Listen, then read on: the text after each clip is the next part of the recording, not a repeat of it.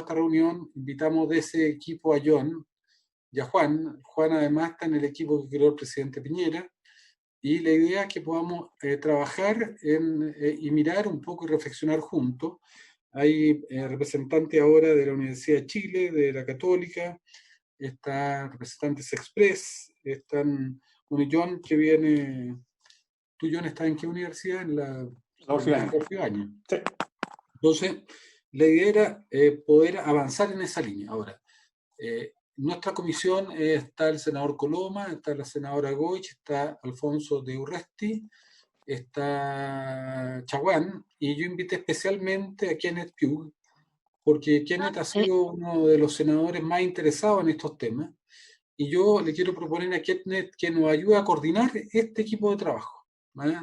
La vez pasada, cuando trabajamos en inteligencia artificial, yo mismo participé junto a Juan Velázquez, junto a José Rodríguez, otro Premio Nacional de Ciencia de la Coordinación, y que por el interés que tiene Kenneth, trabaje con nosotros en esta línea, porque yo creo que puede hacer un aporte muy importante y que podamos llevar esto a puerto con propuestas concretas de definición de política, cómo avanzar, pero también con algunas iniciativas que pueden ser de corte, más bien del punto de vista de leyes, del punto de vista normativo. Así que, si les parece, le doy rápidamente la palabra a...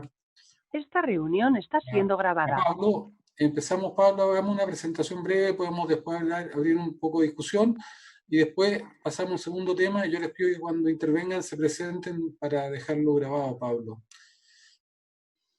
Buenísimo. ¿Me escuchan bien?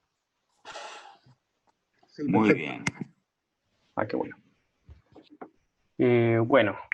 Muchas gracias por la introducción, senador. Estoy tratando acá de ubicar todo en la pantalla. Darle las gracias por la invitación. Voy a presentar resultados de trabajos que he hecho y trabajos que estoy haciendo. Entonces, hay cosas que están bastante como en la discusión.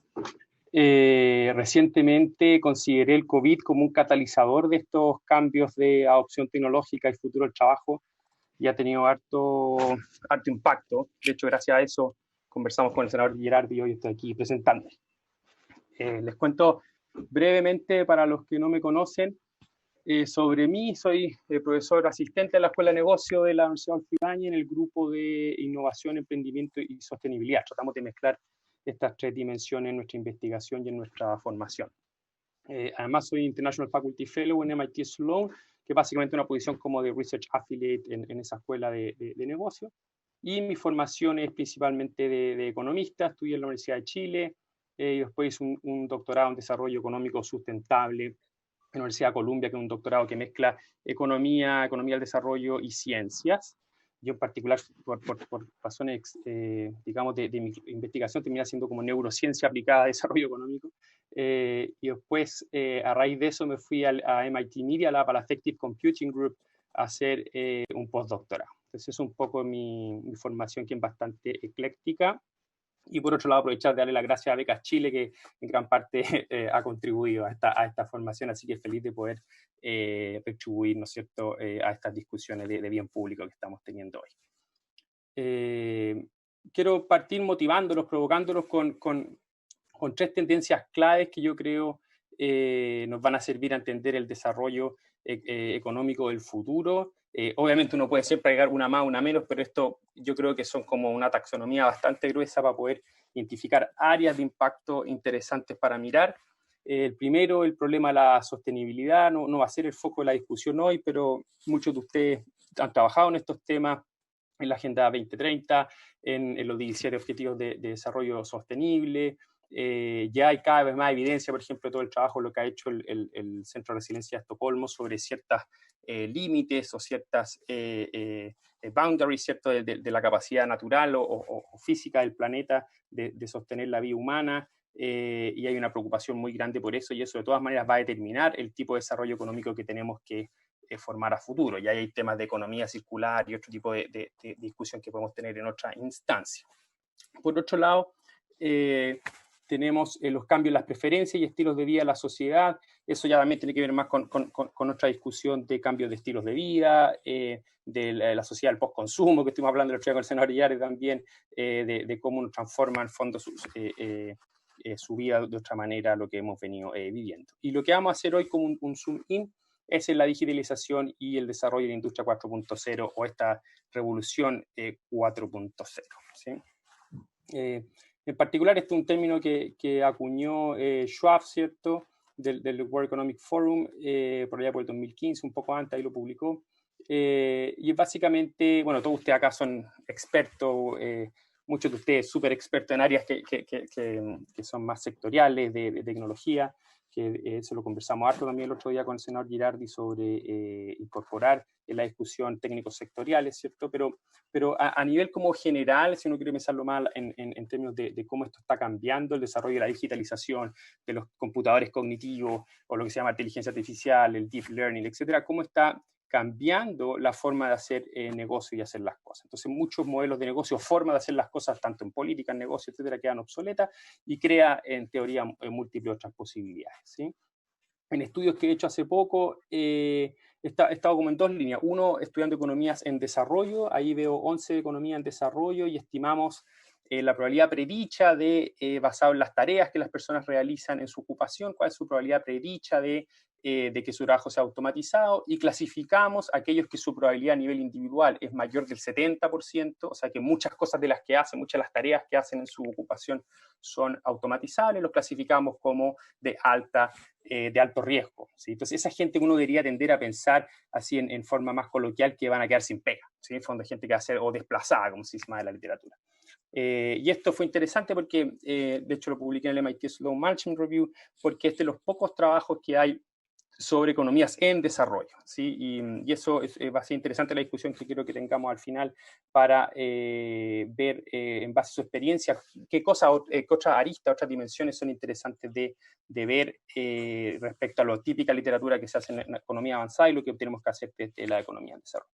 Y después, a raíz de eso, trabajé con la gente del Banco Interamericano de Desarrollo y hicimos un trabajo con un foco más en América Latina. Consideramos 4 países de América Latina de los cuales podíamos conseguir microdatos a nivel del trabajador, y estimamos que un 21% de las mujeres y un 19% de los hombres tienen un alto riesgo de automatización, ¿sí? Basado en la misma lógica. Más interesante en este trabajo, logramos, dado las bases de datos que usamos, tener un poco mayor granularidad o mayor detalle en las tareas que estas personas desarrollaban en el trabajo y ver cómo esas tareas correlacionan negativamente, ojalá, ¿cierto?, con este riesgo de automatización. O sea, cada vez que el índice acá es negativo y significativo, uno puede argumentar que los trabajadores o trabajadoras que están desarrollando esas tareas en el trabajo tienen un menor riesgo de ser automatizados, ¿sí?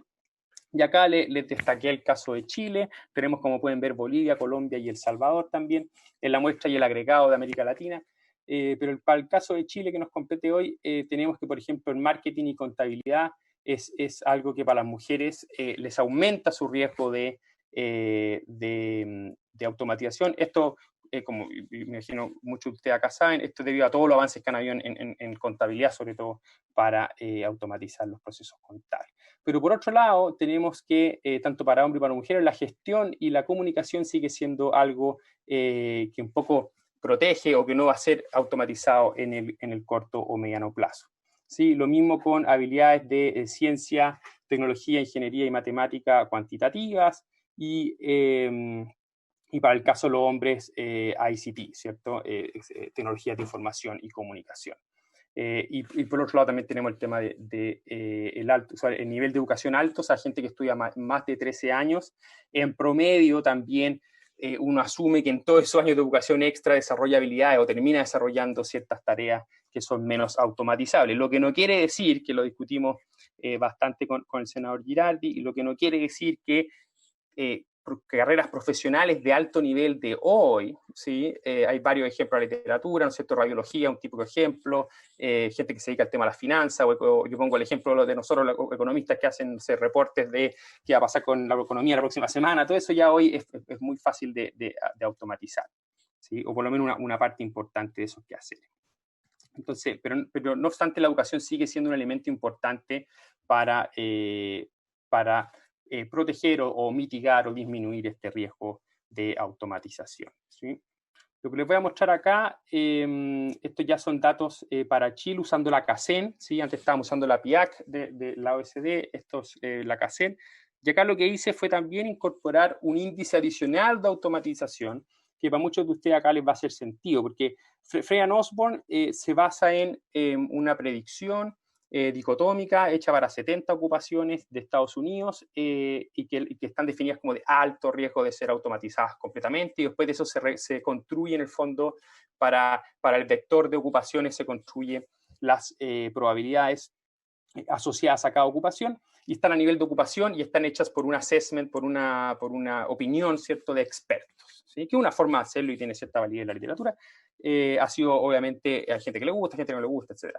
Y en fondo, para poner la otra forma, que sería otra forma robusta de medir esto, sería ir a mirar las patentes de cosas que están ya patentadas y que están los registros de las patentes y que está descrito qué hace lo que está patentado, y ver si eso, cómo eso hace un match con lo que está descrito en las descripciones de las ocupaciones en la ONET y en ciertas bases de datos americanas, y se puede hacer un paralelo, ¿no es cierto?, y un match de estos indicadores. Entonces, uno puede tender a pensar que lo de web es un poco más conservador y debiera dar números típicamente un poco más pequeños, ¿sí? Y acá tengo dos columnas para cada indicador, solo ilustrativo para que vean que hay heterogeneidad a nivel de edad, de género, por ejemplo, y de quintiles de ingreso.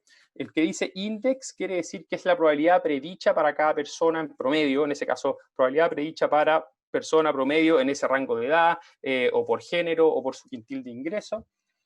Y el alto riesgo es la fracción en esa celda, digamos, la fracción en ese rango demográfico, que su probabilidad predicha es mayor a 70%. Entonces, eso es para ver cómo más el impacto en las personas. Acá al final del día queremos saber cuál es el riesgo de un porcentaje importante de nuestros conciudadanos de perder la pega, y queremos tratar de entender eso mejor y queremos un poco modelarlo. Entonces, una cosa es ver la probabilidad predicha, que es el promedio de la probabilidad predicha de esa celda, y por otro lado tenemos la fracción de trabajadores que tiene más de 70% predichos, a los que están como con un porcentaje muy importante de sus tareas con riesgo de automatización.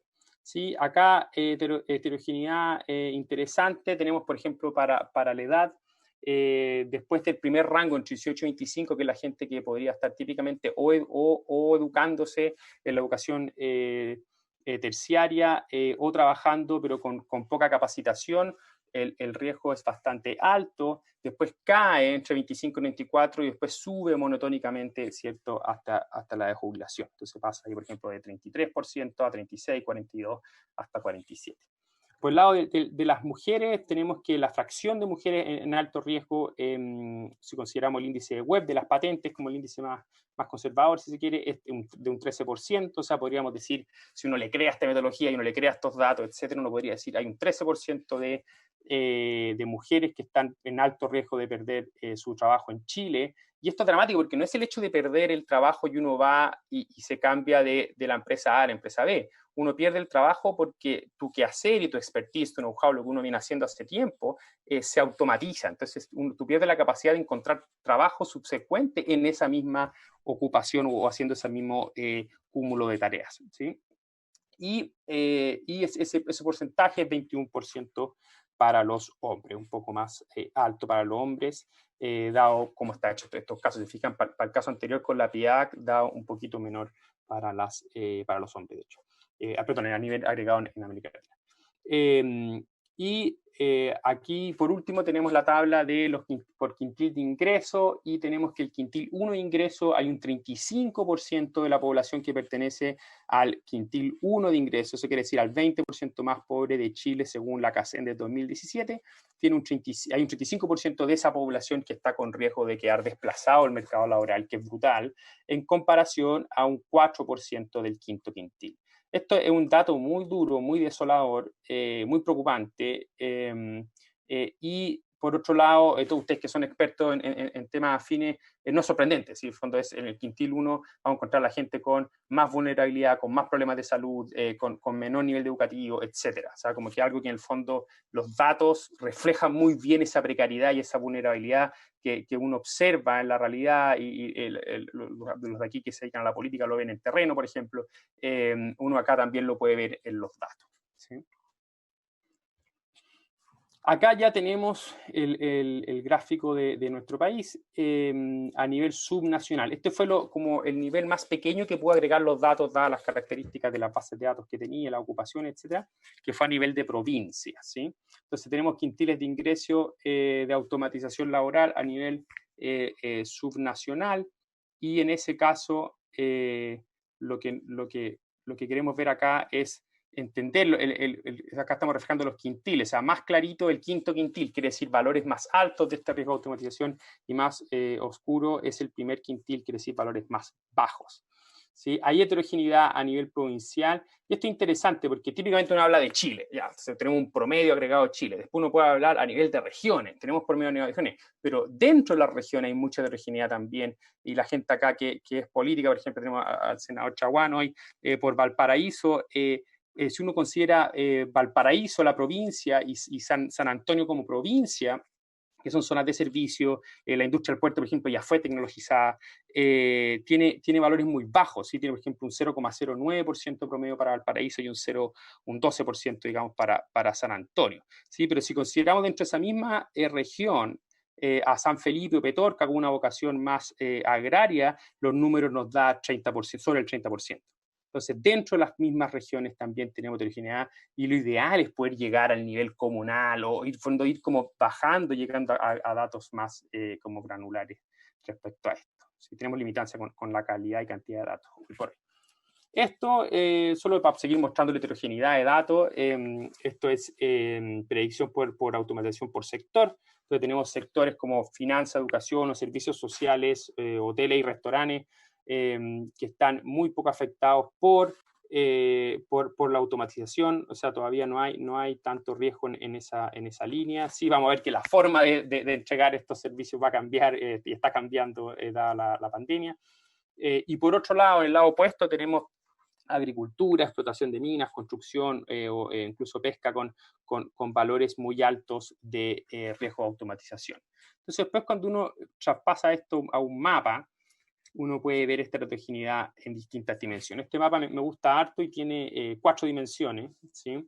Tiene, por un lado, en el eje Y, con el eje vertical, un índice de capacidad de trabajo remoto, ¿sí? Y esto ya nos estamos metiendo como en cómo el COVID y la pandemia que estamos viviendo puede acelerar estos cambios que estamos observando en los datos que lo mostraba anteriormente. Los datos que lo mostraba son riesgos asociados a estas ocupaciones y a estas tareas, y en este caso sería como decir, estos riesgos se pueden materializar más pronto de lo que pensábamos dada la contingencia, donde en ciertos sectores y en ciertas actividades económicas, y después vamos a ver en ciertas regiones o zonas geográficas del país, que por sus características que estén vinculadas a cosas que afectan directamente a la pandemia, uno debería tender a observar una mayor aceleración. Entonces acá tenemos capacidad de trabajo remoto, obviamente esto es inversamente proporcional al riesgo de COVID, ¿cierto? O sea, en la medida que usted pueda más trabajar remotamente, su riesgo es más bajo y viceversa. En el eje X tenemos la automatización predicha, los mismos resultados que les estaba mostrando antes. Después los colores nos muestran el quintil de exposición, ¿sí? Esto es un índice que está hecho para Estados Unidos, que nosotros lo extrapolamos pegándolo a nivel de ocupación, donde uno puede construir para cada ocupación, esto está autorreportado, ¿sí? Uno puede construir para cada ocupación a nivel autorreportado cuál es la exposición que esa ocupación tiene para, esto es general, esto viene de antes del COVID, esto viene para enfermedades infecciosas, ¿sí? Todo tipo de riesgo de enfermedad infecciosa, y eso uno se le pega al vector de ocupaciones, y uno puede en el fondo sacar, en este caso, los cuartiles, ¿cierto? de exposición a estas enfermedades, que hoy lo podemos entender y se puede extrapolar fácilmente aquí el riesgo de la pandemia.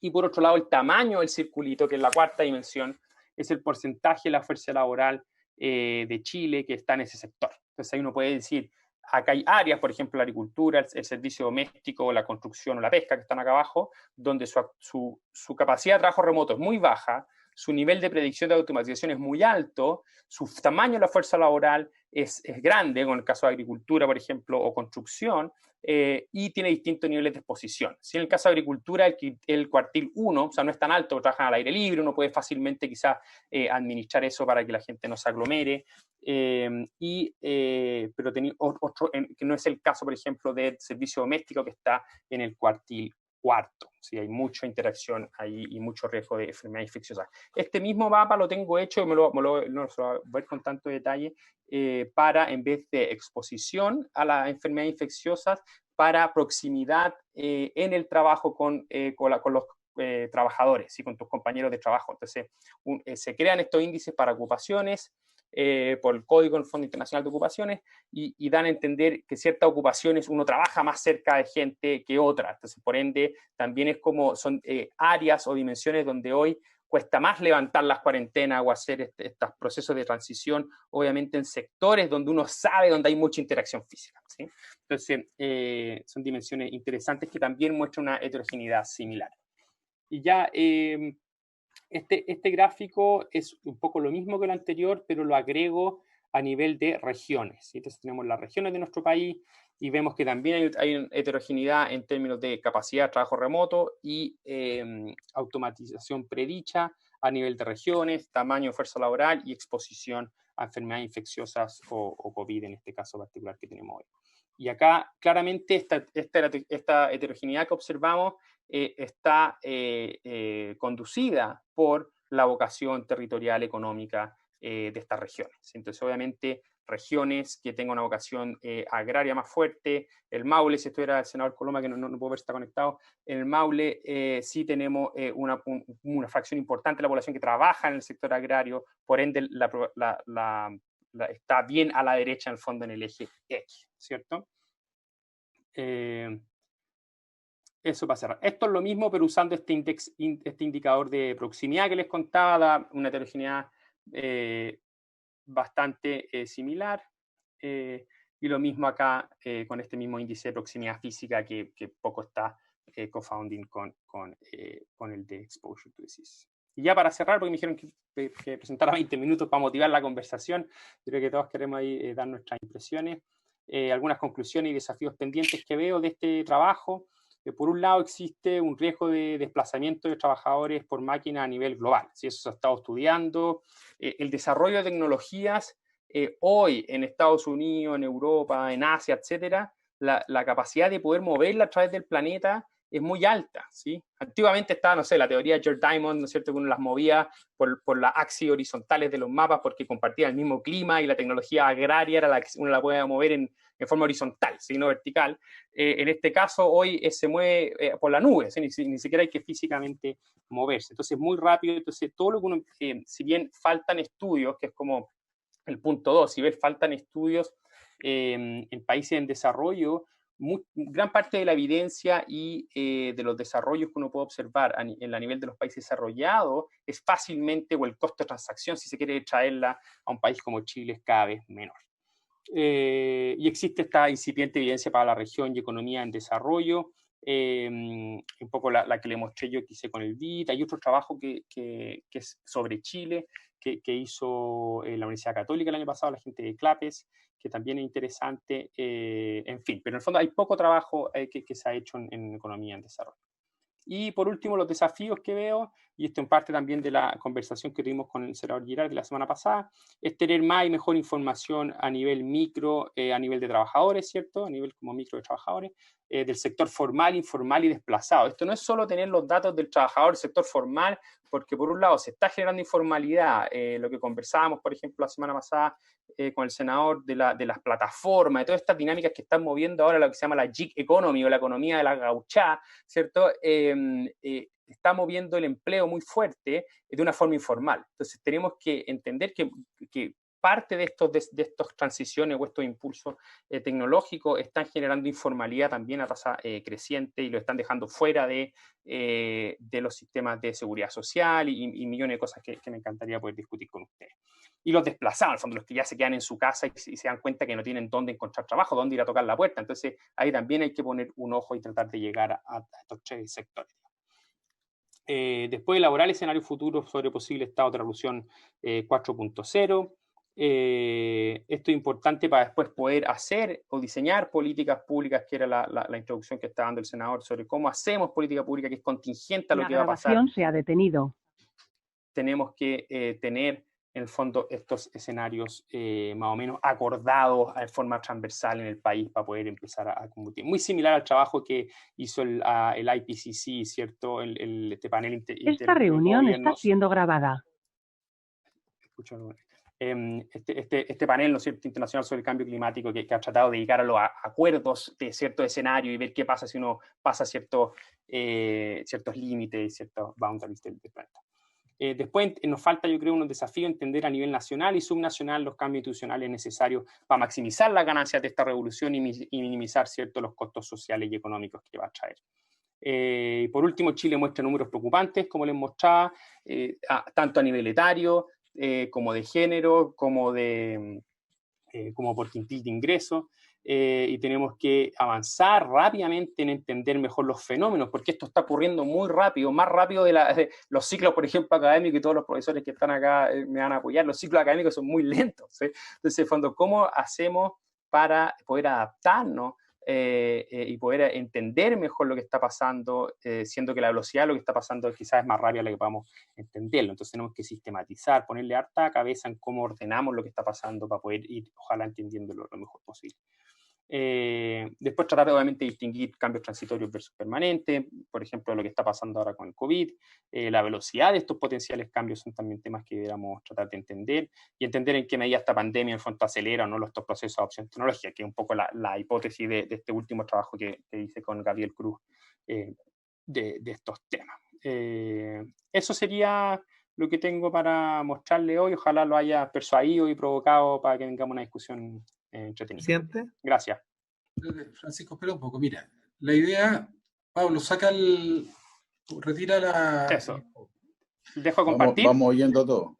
Yo lo que les quiero proponer es lo siguiente. En Chile hay muy poco trabajo y a nivel internacional muy poco trabajo en este ámbito.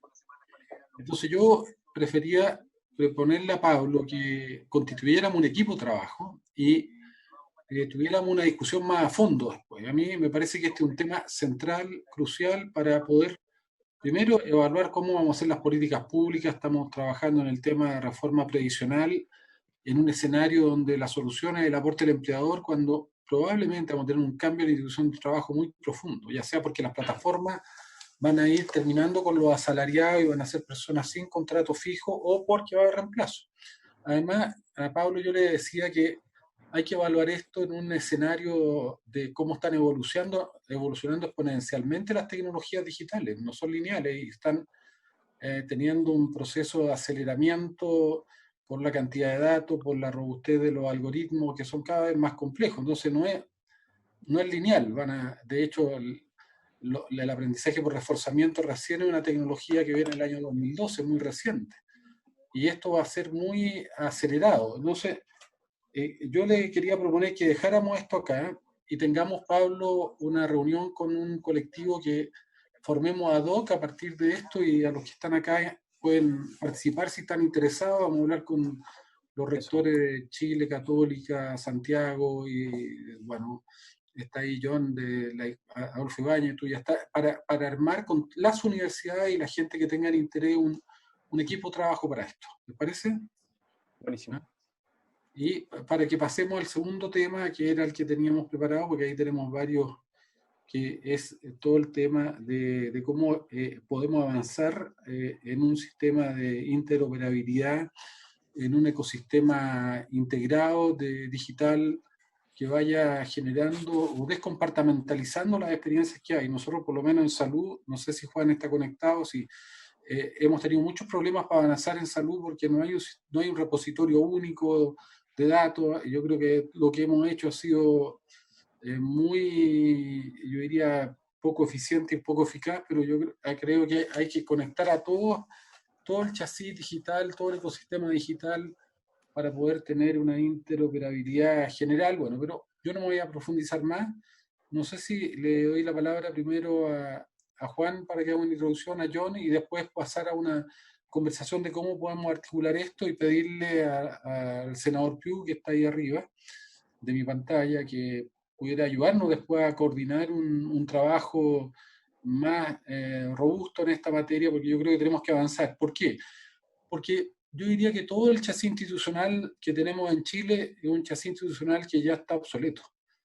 Incluso la manera en que las universidades están formando y los colegios están educando, no solamente un tema que responden a la segunda revolución industrial. Y la segunda revolución industrial ya se terminó. Quedan evidentemente deudas, facturas que nos heredaron, pero se terminó. Y nosotros tenemos que generar un chasis institucional y una manera de gestionar la incertidumbre que está generando este sistema o esta nueva era, porque además la segunda revolución industrial estaba más bien aparejada a la certidumbre, a la gestión de la certidumbre que a la incertidumbre.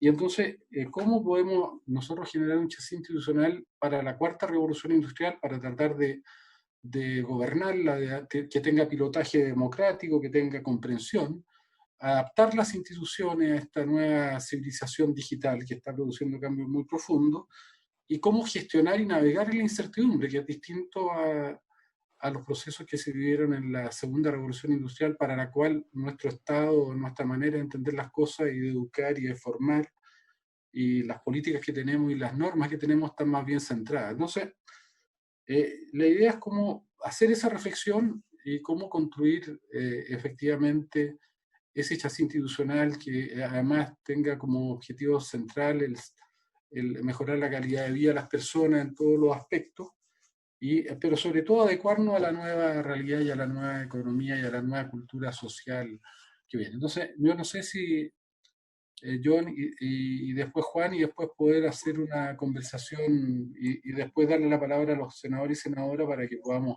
constituir un colectivo de trabajo, y tenemos una muy buena experiencia como lo hicimos en inteligencia artificial, que podríamos aplicarlo también a este desafío. Guido, ¿me da 10 segundos? Por supuesto. Sí, pasivo. Yo voy a estar entrando y saliendo porque tengo otro Zoom, pero que yo encuentro muy importante lo que dijiste y como aporte a los profesores y a los investigadores, esto del chasis. Yo creo que es súper importante definir bien cuál es el actual chasis, que realmente uno se pierde mucho respecto de esa, porque habla del chasis, pero hay que identificar el chasis, porque eso ayuda mucho conocer esa identificación para ver dónde deben ir las piezas nuevas, porque realmente uno habla de una estructura dando por sabido que todos entienden que el chasis son la universidad, qué universidades, qué estructura, qué son los ministerios, qué ministerio, en qué parte. De repente uno puede ver incluso superposiciones, puede ver desconcentración, no sé. Creo que sería interesante, digamos, tener esa información, no para ahora, pero tener un cierto mapa, y creo que siempre ayuda mucho a este tipo de discusiones, porque eso define qué es lo que hay que, dónde, cómo y en qué institución hay que modernizar para estar a la altura de los tiempos. Quería hacer ese comentario nomás, Guido, porque encuentro que es importante ese concepto meterle gráficamente diseño.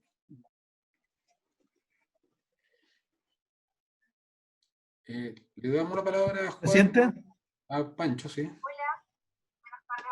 Sí, presidente. Simplemente señalarle que a mí me parece muy interesante la exposición que hemos escuchado. Creo que es muy importante entender que esta cuarta revolución industrial va a tener una aceleración con motivo de la pandemia, y eso implica poder proyectar o prospectar que los niveles que se tenían inicialmente diagnosticados, y que íbamos a tener un 50% de la pérdida de puestos de trabajo en 2050, eso básicamente va a acelerarse dramáticamente, porque los temas que dicen relación fundamentalmente con los procesos de automatización por una parte, y por otra parte los trabajos a distancia van a verse seriamente impactados después de la pandemia. Entonces, me pareció muy interesante lo que planteaba Pablo desde el punto de vista de cómo están preparadas cada una de las regiones para enfrentar estos procesos y cómo podemos también mejorar la infraestructura o el chasis, como bien decía Guido. Cuando Guido habla del chasis, habla finalmente cómo somos capaces de ponernos desde el punto de vista, primero del Estado, modernizar el Estado definitivamente, dando un paso adelante en entender que este proceso llegó para quedarse. Y por otra parte, cómo somos capaces también de preparar el mercado laboral para este cambio profundo. Entonces, cuando uno plantea los procesos de automatización y plantea después el trabajo a distancia, cómo somos capaces de adaptar, por ejemplo, la discusión sobre jornadas de trabajo. Antes de la pandemia y antes de la crisis de octubre, se hablaba de las 40 horas de trabajo rígidas. Hoy día, tal como nosotros señalábamos, y el propio Guido Girardi y el que habla, lo planteamos, esa es una discusión del siglo pasado. Hoy día, básicamente, es cómo somos capaces de flexibilizar jornadas de trabajo, cómo somos capaces de flexibilizar en términos del acceso a las nuevas tecnologías para incorporarlas con toda fuerza. Entonces, a mí me interesaría en algún minuto que Pablo pudiéramos trabajar con él para este diagnóstico inicial respecto a cómo están preparadas las regiones, cómo podemos hacer la bajada y, en definitiva, poder trabajar desde esta comisión para mejorar esa base que nos permita proyectar y prospectar lo que se nos viene por delante. Eso era, presidente. Yo ofrezco la palabra a nuestros invitados e invitadas para un poco opinar un poco cómo podemos articular una estrategia de trabajo que nos permita avanzar en este desafío. Entonces, John, Juan, empiecen ustedes que son de la casa y después le damos la palabra a los que la vayan pidiendo. Y después, evidentemente, Kenneth puede cerrar un poco, puede opinar con... Presidente, ¿me escucha? ¿Sí? ¿Escucha? Sí. Bueno, primero que todo, sí, de todas maneras. Bueno, muchas gracias a todos. Estoy en este momento en la clínica Santa María. Mi nombre es Juan Velázquez. Yo soy ingeniero civil eléctrico e ingeniero civil en computación de la Universidad de Chile. Hice mi doctorado en ingeniería de la información en la Universidad de Tokio, en Japón. Hice un postdoctorado, bueno, en gestión del conocimiento en la Universidad de Oxford, en Inglaterra, y eso ya hace como unos 15 años.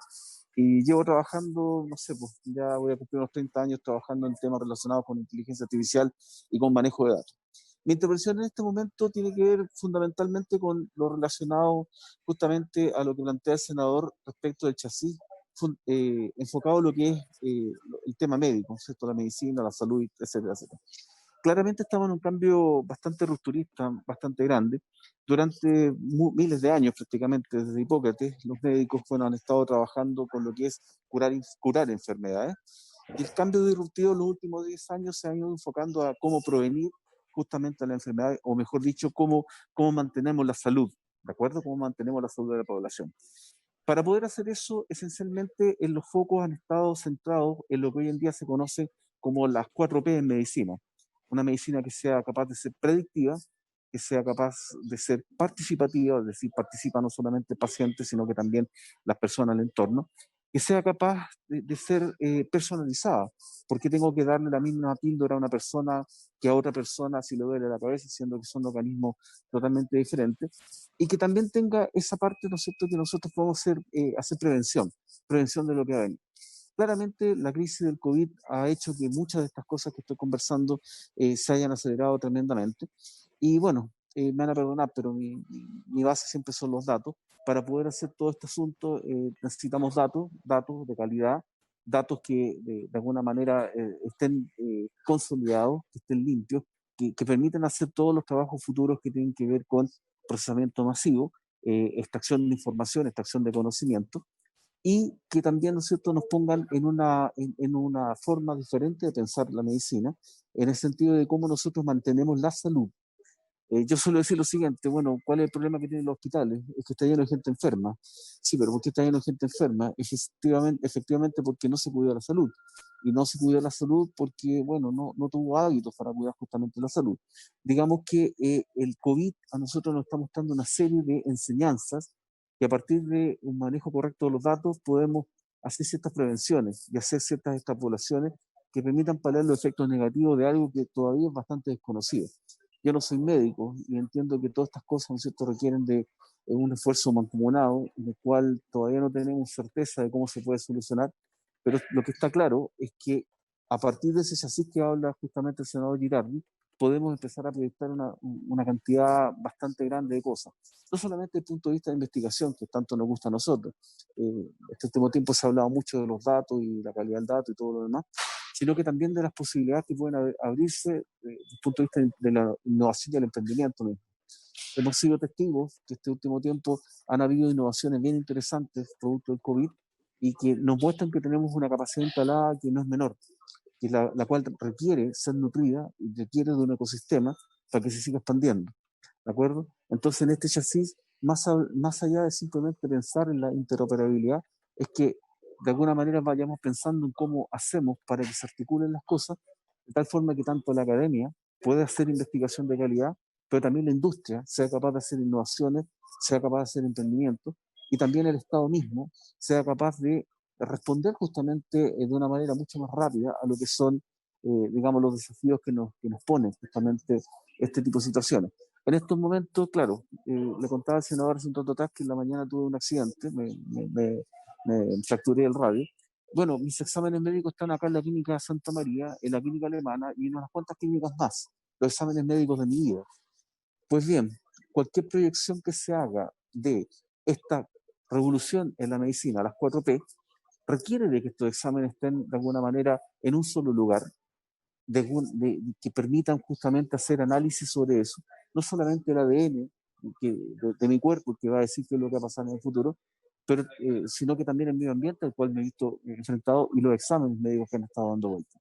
Por último, simplemente señalar que todas esas, digamos, variables, hoy por hoy tienen soluciones tecnológicas, ¿de acuerdo? Y esas soluciones tecnológicas, hay países que ya las han empezado a implementar, tenemos el caso de Inglaterra, ¿no es cierto? Tenemos el caso de Corea, los mismos japoneses, pero que no han sido de la noche a la mañana. Estas no son voluntades, digamos, de un gobierno de turno, sino que son políticas de Estado que demandan de varios años para que esto se pueda implementar y que el beneficio va a ser gigante para toda la población. Ese es mi comentario, senador. Gracias. John. Gracias, senador. Buenas tardes a todos. Mi nombre es John Atkinson, profesor de la Adolfo Ibáñez. Llevo más o menos unos 30 años en la academia, digamos, y trabajando preferentemente en temas de inteligencia artificial. He estado involucrado dirigiendo en los últimos 15 años algunos proyectos del sector público, por tanto nos hemos encontrado con algunos problemas interesantes. No soy experto en interoperabilidad, como ha hablado Juan, pero sí quería partir por lo siguiente. Nos hemos encontrado con algunos problemas interesantes, tal como decía el senador Girardi, especialmente en el ámbito de la salud, pero no exclusivamente en el ámbito de la salud, ¿ya? En particular, el año 2009, íbamos a implementar un proyecto súper interesante que básicamente tenía como foco reducir los tiempos de espera en los hospitales de Chile, partiendo de un programa piloto en Concepción, donde yo trabajaba. Y lamentablemente creo que fue un proyecto de preparación muy exitoso, pero lamentablemente se perdía mucho tiempo, yo diría casi 70% de la ejecución que iba a ser del proyecto, básicamente en resolver problemas básicos de interoperabilidad. Entonces, ahí tenemos el ejemplo más claro que lamentablemente, digamos, el tema de la interoperabilidad no solamente es interesante para futuro, sino que nos está generando un cuello de botella bastante importante, digamos.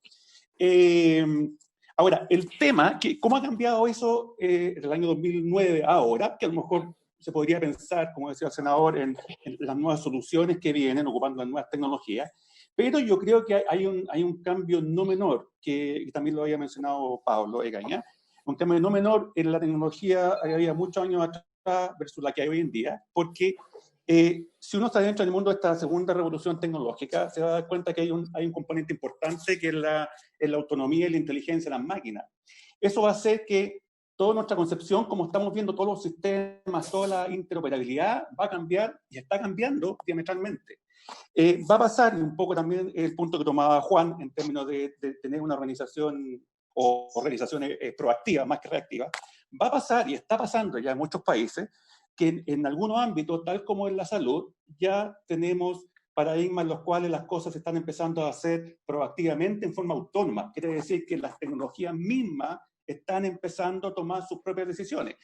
Porque eso afecta al sector público, que yo creo que es un tema que va a empezar a ser súper transversal, porque cuando las tecnologías empiezan a tomar decisiones en forma autónoma, lo que van a requerir es acceder a un montón de datos y conocimientos. El pequeño detalle que ese dato y conocimiento no solamente va a estar en el sector público, va a estar en el sector privado. Entonces ahí vamos a tener un problema doble de interoperabilidad, porque si ya tenemos algunas dificultades de interoperabilidad a nivel público, digamos, la palabra que es público, más encima tenemos esta otra problemática de cómo conectamos con lo privado, ¿ya? Entonces yo creo que ahí hay un punto que atacar. Claramente, como decía el senador, tenemos un chasis que tenemos que construir. No es fácil, porque tenemos que cambiar también totalmente el paradigma de cómo vamos a concebir las tecnologías, y especialmente porque también nos vamos a encontrar con algunos cuellos de botella interesantes, que en algún momento, algunas discusiones pasadas lo tocamos, que tienen que ver con el hecho que esto no es solamente desarrollar tecnología, sino que hay un montón de consideraciones éticas, especialmente en el ámbito de la salud, consideraciones legales, consideraciones de confidencialidad de los datos. Entonces tenemos un mar de cosas de qué preocupación. Yo creo que efectivamente, como dice el senador, esto amerita casi formar una mesa de trabajo solamente para hablar de eso, porque es un tema extremadamente complejo. Pero sí, yo creo que va a cambiar totalmente, incluso como estamos viendo ahora, el tema de la interoperabilidad. Pensemos que, como decía previamente, que vamos a tener tecnologías que nos van a poder ayudar a resolver problemas, pero en forma totalmente autónoma en términos de decisiones, lo cual es bueno y malo, porque vamos a tener que regularla. Pero por otro lado, eso quiere decir también que vamos a tener que dar acceso para resolver nuestros problemas, acceso a información que a lo mejor es súper sensible. Entonces mi punto es que obviamente es un problema bastante multidimensional que vamos a tener que abordar. Gracias. José Nostroza, te doy la palabra. Vamos ahí avanzando un poco para que nos vayan opinando. Ok, ¿qué tal? Muy buenas tardes a todos. Súper rápido, mis comentarios son muy pragmáticos, sobre todo desde la experiencia del programa de movilización del sector público, con varios casos puntuales en temas de digitalización, inteligencia artificial o aproximaciones. Lo primero es que decir que yo siento que hay una oportunidad gigantesca, como todos nosotros acá probablemente, pero en el Estado en particular, por la escala del Estado, por la disponibilidad de datos, porque hay una ley de transformación digital que está en marcha, entonces esto se va a multiplicar las posibilidades de datos, y porque el Estado además tiene una capacidad de influencia en el sector privado importante, un caso famoso, el del Poder Judicial, y la utilización de los datos del Poder Judicial de una empresa que se llama Lemontech, que es bastante avanzada en materia de inteligencia artificial, etcétera, y así pueden haber muchos más casos. Así que la verdad es que la única pregunta, la pregunta relevante es por qué no hacemos más esfuerzos, más convicción, más políticas públicas en esta materia. Yo creo que para el análisis es importante hacer una precisión respecto a las condiciones organizacionales, más allá de la teoría general o las grandes tendencias. Esto se hace si es que hay algunas condiciones básicas.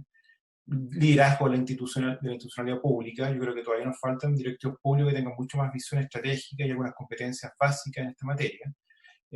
La capacidad de identificar problemas relevantes que se pueden resolver con inteligencia artificial. Yo creo que hay una separación importante. Hay problemas dando vuelta y las capacidades de la solucionática respecto a eso yo creo que implica una competencia específica. Obviamente disponibilidad de datos digitales, competencia de equipo, recursos financieros, capacidad de evaluación de los proyectos, en fin. Lo que quiero destacar en esto es que son múltiples condiciones, pero contra lo que se puede pensar, probablemente la tecnología y la disponibilidad de datos no es el mayor de los problemas. En general, la tecnología se está disponibilizando, esa fue nuestra experiencia, no hay un problema de tecnología, y los datos están llegando y van a llegar cada vez más. El problema está básicamente en la sensibilidad estratégica en esta materia y en la competencia interna de los equipos. Ahí tenemos problemas importantes y tenemos que ver con qué políticas públicas los resolvemos. Y para esos efectos, la pregunta es, bueno, ¿qué hacemos en políticas públicas? Y creo que las recomendaciones pueden ser del tipo, uno, tener un consejo asesor de alto nivel, con mirada de largo plazo, como decía Juan Velázquez. Yo creo que eso nos falla permanentemente en el Estado. O sea, cada gobierno llega, son gobiernos cortos, con muchas crisis en general, y los equipos que están arriba en general cambian mucho y tenemos problemas. Habría que seguir un poco el ejemplo del Reino Unido en esta materia, creo que es muy útil. Y tal vez proponer una entidad pública más especializada en esta materia, sobre todo para apoyar los cambios más transversales y para apoyar a las instituciones públicas con menos capacidad. Obviamente el Servicio de Impuestos Internos, Tesorería, el Registro Civil, o grandes instituciones públicas en Chile no tienen tanta necesidad, pero el 80% del Estado en Chile tiene problemas de capacidad básico para poder impulsar esto, y tenemos mucha gente, tienen datos posibles, tienen problemas interesantes, pero solos probablemente no lo van a resolver, así que hay que hacer un trabajo ahí especializado. Tal vez hay que pensar en un laboratorio de gobierno especializado en inteligencia artificial. Veo, aquí está Román, acá, uno podría decir laboratorio de gobierno, el actual, impulsar también esto. Yo creo que es bueno una especialización en esta materia. Creo que es muy importante hacer un buen vínculo con el mundo académico, y no es trivial, porque en el mundo académico tiene incentivos distintos, ¿ah? Y hay varios académicos acá y sabemos que básicamente la necesidad de publicar papers, digamos, asociados a problemas sofisticados o con tecnología un poquito más sofisticada es muy importante, y la mayor parte de los problemas del sector público no requieren técnicas muy sofisticadas. Entonces yo creo que ahí tenemos dificultades. Los incentivos son bastante distintos, y tal vez esta agencia podría generar algún tipo de práctica o incentivo adecuado para que esa unión sea más interesante. Y lo otro es desarrollar el mercado privado en relación al sector público, porque obviamente el sector privado tiene muchas competencias, hay empresas que se están desarrollando, pero conocen poco el sector público, y ahí hay fallas de coordinación importantes, y esta agencia podría desarrollar algunos temas. Y para terminar, simplemente decir que es súper importante trabajar bien la estrategia y la segmentación. Aquí hay varias instituciones públicas, una son las grandes instituciones públicas con gran volumetría, ya dije, Servicio de Impuesto Interno, Tesorería, Registro Civil, el IPS, que probablemente tienen capacidad propia para desarrollar soluciones interesantes. Pero por otro segmento importante son las superintendencias, que generalmente no se toman suficientemente en cuenta. Tienen muchos datos, tienen capacidad de pedir datos al sector privado, tienen competencias profesionales, y tienen típicamente funciones de fiscalización, y aquí se puede hacer mucho trabajo en esa línea. Y el otro segmento tiene que ver con los municipios, los servicios públicos con menos capacidad, que requieren mucha plataforma colaborativa para poder trabajar. Y por último, como ya se comentó, salud, que es un mundo aparte de un impacto gigantesco, y yo creo que habría que hacer una especialización en ese ámbito. Eso. Muchas gracias. Le vamos a dar la palabra a Alejandro Barros, que también es de la Universidad de Chile, del Centro de Sistemas Públicos. Alejandro, por favor. Muchas gracias. Gracias, senador. Bueno, mi nombre es Alejandro Barros, soy parte del Centro de Sistemas Públicos de la Universidad de Chile, y me he especializado en temas de digitalización del Estado, y he trabajado prácticamente en todos los países de la región con organismos multilaterales. A ver, yo lo que veo es una conversación que respecto de los datos en Chile ha estado bien como segmentada, como por nicho. Y no veo algo más consistente en que uno pudiera pensar en la política pública de datos. Entonces se mira en los aspectos éticos de los datos, se miran los aspectos normativos de los datos, pero no veo quién le está dando la coherencia y la consistencia a las distintas dimensiones que tiene esto. Como digo, tiene una dimensión ética, obviamente, pero tiene una dimensión normativa también muy relevante, y ahí lo mencionó al pasar John, que es el tema de protección de datos personales, digamos. O sea, llevamos años discutiendo una ley de protección de datos personales, estamos al debe con la OCDE desde hace por lo menos 5 años atrás, y todavía no tenemos un marco razonable de esto. Entonces, cuando a mí me dicen compartir datos, yo me quedo un poquito preocupado, digamos. ¿Cómo los vamos a compartir? ¿De qué forma? ¿Cómo vamos a cuidar la privacidad de las personas si no tenemos ningún marco que regule eso? Lo otro es el tema de la interoperabilidad que se ha mencionado. Hemos pasado por distintos modelos en Chile, desde un modelo con lógica centralizada, es decir, una plataforma de intercambio de datos entre distintos organismos públicos. Nos movimos a un modelo más bien distribuido, y vamos llegando a un modelo que es más bien punto a punto, que tiene sus complejidades, digamos, de administración, pero todavía no hemos logrado elaborar un modelo más exitoso, digamos, en este ámbito. Y claro, cuando miramos países en los cuales esto ya lleva algunos años operando, y que siempre se menciona, el típico ejemplo de Estonia, digamos, que es un ejemplo que hay que mirarlo en su contexto como corresponde. Cuando uno tiene que hacerse cargo de su historia, intercambiar datos no hay problema, porque la historia no se intercambia, digamos, ¿no? Entonces, yo lo que echo de menos es esta mirada más holística y más sistémica de cuál es la política pública de datos, en que entra también el tema de la automatización. pero que tenemos que incorporar algunas de las cosas que mencionaba José. Tenemos que incorporar temas como, por ejemplo, el mundo de los estándares, o sea, ¿qué estándares vamos a adoptar para el intercambio de datos? ¿Cuál va a ser la relación con los privados? Por ejemplo, en el uso de los datos públicos. ¿Se puede, no se puede? ¿Hasta dónde? Aquí han habido algunas discusiones en torno, por ejemplo, al uso de ciertos datos de algunos servicios públicos.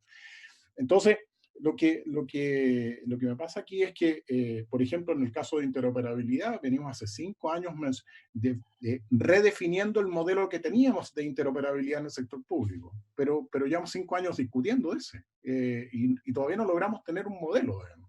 Entonces, yo creo que aquí la invitación es al menos a tener esta mirada más de paraguas, ¿ah? De qué vamos a hacer con estas distintas dimensiones y cómo las integramos en esta conversación, ¿ah? De manera que no, por lo menos ir avanzando en cada uno de esos ámbitos, digamos.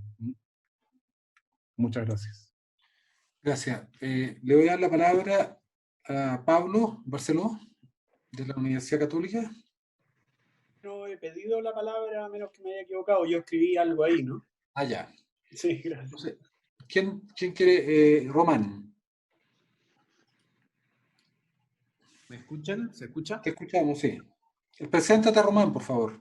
Súper, gracias, senador. Bueno, mi nombre es Román Joseph, yo soy el director ejecutivo del Laboratorio de Gobierno. Para quienes no conozcan lo que hace el Laboratorio de Gobierno, somos ya hace 5 años la agencia que empuja la aceleración de la transformación del Estado de cara a las personas, y trabajamos con distintos servicios públicos en una lógica de diseño de servicios sistémicos, y hemos logrado consolidar un framework, un modelo de trabajo donde, poniendo siempre el foco en el usuario, quien usa los servicios públicos, ya sea transporte público, ya sea una oficina de Chile Atiende, o ya sea la interacción con un subsidio, es entender a nivel de la estrategia, a nivel de los servicios, a nivel de la operación misma, sus procesos, su data, etcétera, y a nivel de los funcionarios, que son la organización que hace posible todo lo anterior, cómo podemos abordar problemáticas complejas, como decía José en su intervención, desde la óptica de la innovación, y entendiendo qué capacidades se requieren para que esas innovaciones ocurran y sean sostenibles. Y quizás ahí comentar un ejemplo muy concreto que trabajamos en el último tiempo, que fue la transformación del modelo de atención de FONASA, donde pasamos de cifras, por ejemplo, de 30 días promedio de espera de un caso complejo de una persona, digamos, un afiliado que se atiende en FONASA, que tiene que hacerse una operación de rodilla, que está, por ejemplo, bloqueado por alguna razón, por ejemplo, que el trabajador no pagó a tiempo su cotización, y tenía que esperar 30 días para resolver eso, lo cual era inaceptable desde todo punto de vista. Y eso con uso de datos, reingeniería de proceso, con hacer un diseño de servicio que entienda lo que nosotros llamamos en el laboratorio técnicamente el viaje del usuario. Bueno, pasamos a menos de 24 horas en temas, digamos, en términos de meses. Otro ejemplo, que digamos también es una innovación que está implementada ya hace un poquito más de medio año en FONASA, fue la eliminación, a través del uso de datos, a través de la interoperabilidad entre las bases de datos de FONASA y el registro civil, del trámite de afiliación de los recién nacidos. Y hoy eso hace que FONASA tenga un estándar de atención mejor incluso que el de las ISAPRE. ¿Cómo hacemos eso? Bueno, entendiendo que el Estado tiene la información de esa persona, y una vez que el recién nacido es registrado, ¿cierto?, en lo que se llama, digamos, el parte médico digamos, del momento de nacimiento, nosotros a través de interoperabilidad y de una tecnología que es sencilla, que no es ciencia nuclear, conectamos ambas instituciones, hacemos que el trámite sea automático y hacemos que la persona no tenga que ir a ninguna sucursal. Y les quiero transmitir, digamos, con estos 2 ejemplos, es básicamente que este no es un desafío tecnológico, es un desafío de diseño estratégico, y es un desafío predominantemente de instalar nuevas capacidades en el Estado. Son nuevas prácticas, son nuevos procesos, son uso de información que la tenemos disponible. Muchas veces invertimos poco en cómo la almacenamos, cómo estandarizamos. Y creo que ahí, tomando un poco lo que también mencionaba Alejandro, hay varios ejemplos de cómo darle un chasis institucional a esto. Lo ponían en el chat, el ejemplo de Uruguay creo que es un buen ejemplo de AGESIC, que es una agencia de transformación digital e innovación que ya tiene un poco más de 10 años, que depende, digamos, directamente reportan a la Presidencia de la República.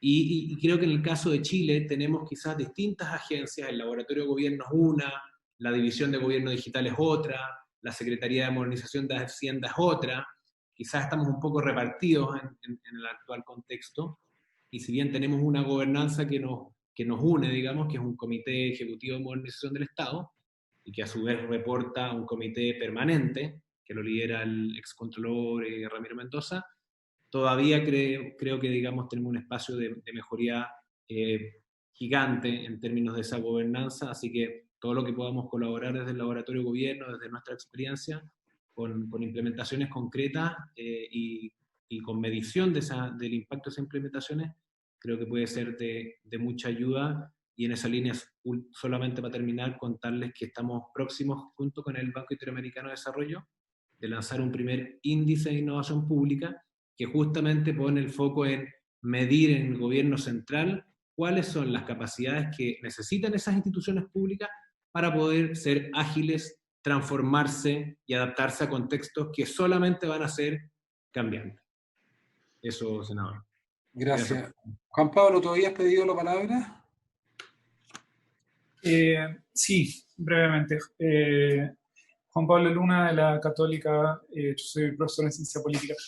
Yo, simplemente para subrayar algunas de las cosas que se han dicho, digamos.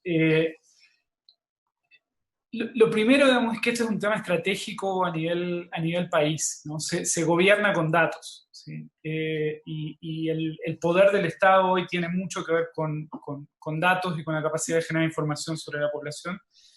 Y en ese sentido nosotros teníamos la idea, me parece, digamos, hasta hace poco, que Chile estaba razonablemente bien, al menos en un esquema analógico, ¿sí?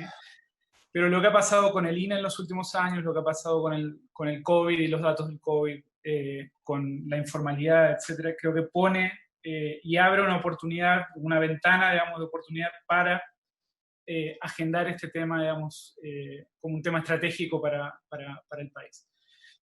Si uno mira, digamos, en términos comparativos, no es un problema de tecnología, como decía José Nostroza.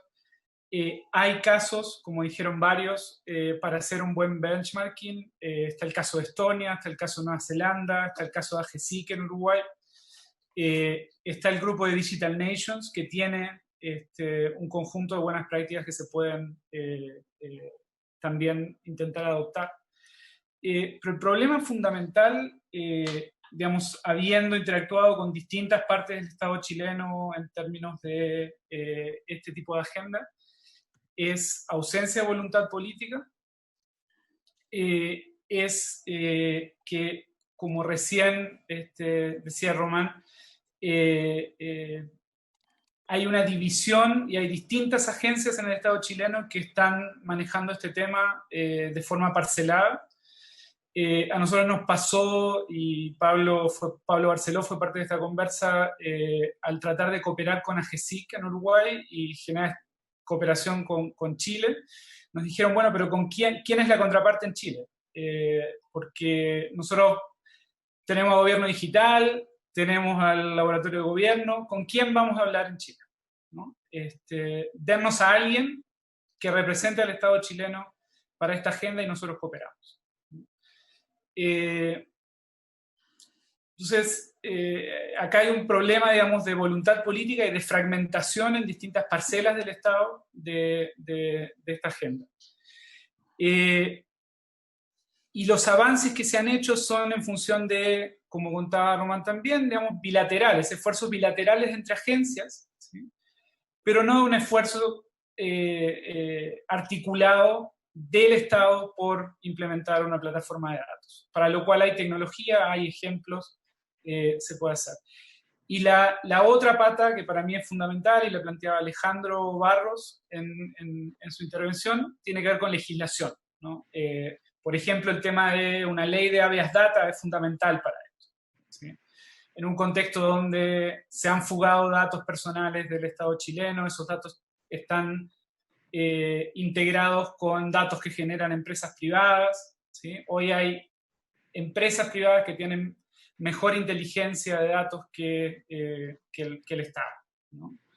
Entonces, hay una pata de legislación que es importante, y en ese sentido también es importante porque cada vez que uno trata de integrar datos del Estado entre agencias, por lo menos, digamos, desde fuera del Estado, el punto de tope siempre son los departamentos legales de cada ministerio, de cada agencia estatal, ¿no? Entonces están los abogados de cada una de las distintas agencias del Estado chileno, que tienen una parte de los datos y que básicamente dicen: yo no puedo ceder estos datos, por razones legales, por miedo a ser demandado, ¿no? Entonces, en ese sentido también es importante, por un lado, avanzar en términos de legislación, y por otro lado, pensar en una estrategia que tiene que ver con una agencia que se encargue de hacer esta integración, ¿no? Y si uno mira el ejemplo de AGESIC en Uruguay, claramente, digamos, lo que ellos logran hacer es que esta agencia centralice, por tanto subsidie en términos de costo la transición que las distintas unidades del Estado tienen que hacer en términos de sistemas operativos, en términos de la plataforma de interoperabilidad. Y esa agencia logra muy rápidamente, digamos, armar un sistema integrado de datos con el cual hoy el Estado de Uruguay gobierna mucho mejor de lo que lo hacía hace 10, 15 años. Gracias. ¿Quién ha pedido la palabra además? Senador, yo quiero hacer una pregunta. Leopoldo Soto.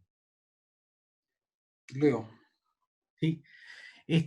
Quiero hacer una pregunta. Hace algunos años se inauguró una plataforma Data Chile que fue realizada con financiamiento de la Corfo, y a mí me gustaría saber cuál fue el alcance práctico que tuvo y cuánto uso se le dio, porque, o sea, yo escuchando aquí, también teniendo experiencia de trabajar en una institución pública, yo veo tan complejo. O sea, realmente, si se logra hacer esto que se está planteando, realmente sería maravilloso, porque, o sea, conseguir información de una institución pública a otra es realmente una batalla. O sea, a veces, si uno no tiene un contacto personal, es completamente difícil. O sea, es una cosa titánica obtener información por los canales regulares.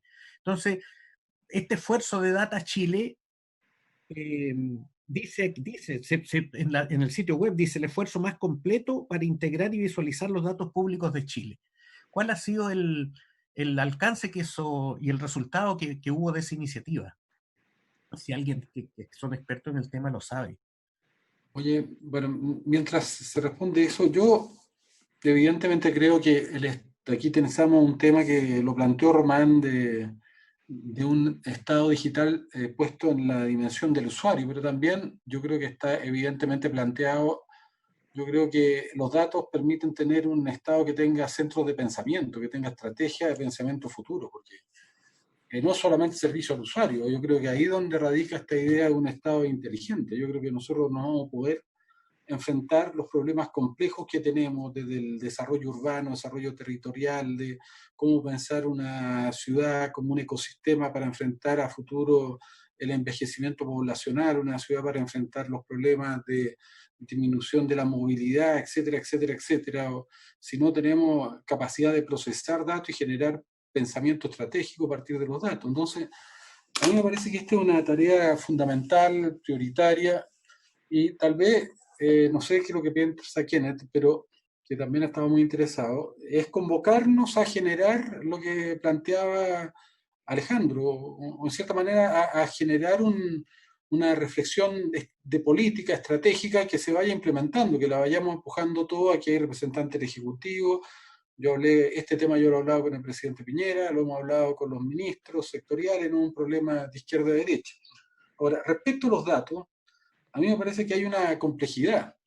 Evidentemente tenemos que avanzar en materia de protección de datos, pero yo no quisiera poner esa discusión sin decir que al mismo tiempo, como alguien decía acá, los sistemas privados tienen un nivel de complejidad en materia de datos muy superior a la que tiene cualquier estado del planeta. O sea, ¿Para qué vamos a hablar de las plataformas como Google, como Facebook, como las plataformas americanas, que han privatizado los datos, que han privatizado Internet, que han colonizado el ciberespacio? Y esa es una disputa geopolítica de la mayor envergadura. O sea, si hay una disputa hoy día entre China y Estados Unidos, es primero por la disputa del control de los datos, que son el tema geopolítico más relevante del futuro. Y tal vez darse cuenta también que todas estas plataformas lo que están migrando de sus objetivos primarios, que era la publicidad y la personalización, están migrando hoy día al desarrollo de la inteligencia artificial. Entonces, yo creo que es muy importante que nosotros no nos quedemos fuera y no seamos absolutamente ingenuos respecto a lo que está pasando en el planeta y desarrollemos esto como un tema central de la estrategia de seguridad nacional también de Chile a futuro, en todos los aspectos. Entonces, yo lo que propondría es que si hay voluntad constituyamos un colectivo de trabajo y podamos ir avanzando en definiciones que están puestas acá y que nos permitan ir generando una política integral. Senador. Alejandro, sí.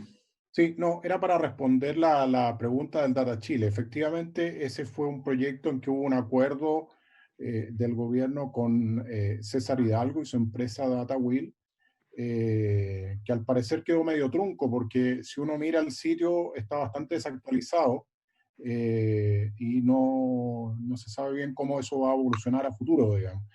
La empresa DataWheel ha hecho varios de estos portales, lo hizo para Estados Unidos, lo hizo para Brasil y acaban de lanzar uno para México, muy, muy interesante. Entonces la verdad es que está un poquito en pausa, al menos el de Chile, porque los datos que uno ve ahí son datos de 3, 4 años atrás, digamos. Gracias. José, por favor. Gracias, Alejandro. José, tienes que abrir el micrófono porque estás silenciado. Perdón. No, bien rápido. Yo creo que aquí hay un concepto fundamental. Esto es un tema de largo plazo y de grandes consensos. Y para eso nosotros tenemos que desarrollar grandes esfuerzos para construir confianza. Aquí el problema de la confianza en Chile es mayúsculo. La mayor parte de la gente no confía en nadie por encuesta, ¿no es cierto? Solo el 13% de alguien confía en otro ser humano en Chile. O sea, es dramático. Estamos hablando de eso, ¿entiendes? Un gobierno de corto plazo y con proyectos que tienen una enorme sensibilidad desde el punto de vista de la protección de datos y del poder, hay que decirlo, y de ganancias comerciales. Entonces, principio número 1, construir una comunidad que construya confianza, ¿ok? Y lo de Data Chile, que tiene muchos beneficios, obviamente, y muchos atributos positivos, fue un emprendimiento puntual, específico, de alguien que se conectó con el gobierno digital, dijeron que lo podían sacar súper rápido, se enredó administrativamente, y por supuesto genera, digamos, alguna suspicacia cómo se generó esa vinculación. Yo creo que eso hay que cuidarlo mucho, sin desmerecer el aporte de César Hidalgo. Lo mismo con el Observatorio de Datos, hay que decirlo, hay una fundación privada que se construyó desde el Estado, el Ministerio de Economía construyó una fundación privada, y se asignó, ¿no es cierto?, un puesto de fundador a la Universidad Adolfo Ibáñez y a Amazon para esos efectos. Y dentro de las funciones, además de los datos de los observatorios, se señala explícitamente que puede recoger datos del sector público. Y también eso genera una batahola de desconfianza enorme en las universidades chilenas, generaron una publicación contra esa política pública. O sea, lo que quiero decir acá, que este es un tema sumamente sensible y nadie puede pretender que por iniciativas puntuales, emprendedoras de un gobierno en un momento, va a salir adelante jugando. Yo creo que eso tenemos que aprenderlo rápidamente y por eso es que es fantástico lo que plantea el senador de generar consenso y políticas públicas y en la lógica de largo plazo. Respecto a la interoperabilidad que se está planteando harto, es bien difícil, es complicado, ya lo sabemos y se dieron algunas razones, pero hay que aprender de las buenas experiencias. Por ejemplo, la Superintendencia de Seguridad Social es una muy buena experiencia en esta materia. No es una gran institución, pero tuvo una muy buena estrategia. Tiene algo así como 60 convenios de interoperabilidad y genera una plataforma inteligente para esos efectos, y eso ha servido para ir replicándola de alguna manera en otros espacios, en ámbitos similares. Y insisto en la idea de la superintendencia. La superintendencia tiene el poder de pedir datos, tienen más facultades que el resto de los servicios públicos, por tanto, yo invertiría más esfuerzo y recursos en el desarrollo de la superintendencia, como el caso de la Suceso. Y por último, termino simplemente diciendo, que hay que tener estrategias, pero se han dado pasos importantes. Yo tampoco inventaría la rueda. O sea, yo creo que tenemos institucionalidad importante en gobierno digital, en laboratorio de gobierno y en la Secretaría de Modernización del Estado, y lo que yo haría es hacer madurar esas instituciones. No inventaría otras, digamos, para esos efectos. Y en el caso del gobierno digital tiene problemas de madurez institucional relevantes, porque está muy cerca de la presidencia, tiene mucho poder, y eso obviamente genera también algunos problemas. Entonces yo creo que hay que dividir la función de política pública general y la función de interoperabilidad o de servicios compartidos. Eso es una agencia tipo AGESIC, mucho más madura profesionalmente. Yo creo que tenemos que dar paso en ese sentido. Eso. Gracias, senador.